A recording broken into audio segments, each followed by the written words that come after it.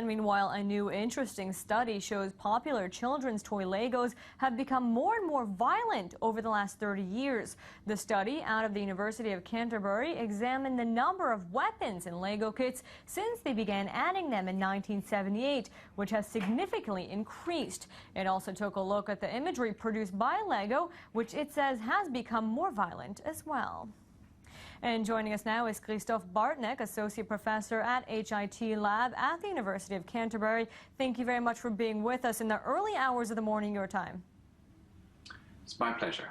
Mr. Bartnek, first, can you tell us more about this study, how it came about, and your conclusions? We were interested in how toys in general have been changing over time.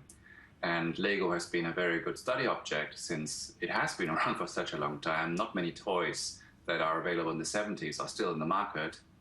And also the Lego system itself has been very stable, so the Lego bricks of today still fits onto the bricks 50 years ago.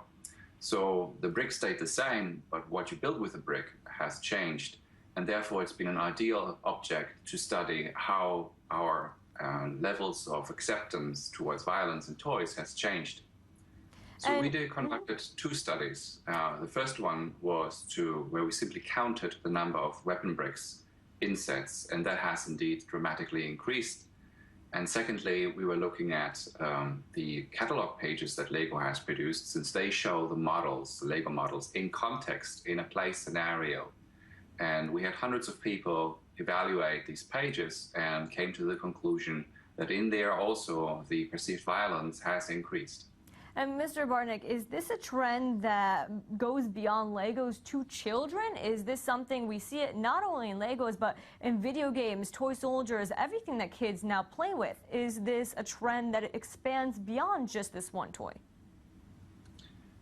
Well, it is reasonably likely that a similar trend could be observed with other toys. We, of course, did not yet do that, therefore we don't have any scientific data on this.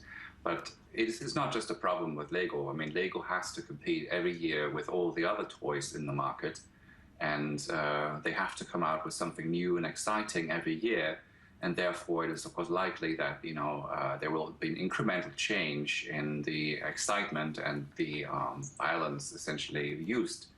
And within the whole spectrum of all available toys, Lego is probably still much on the harmless side of things.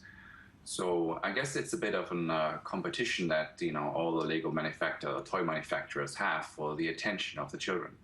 Mr. Christophe Bartnek, thank you very much for being with us.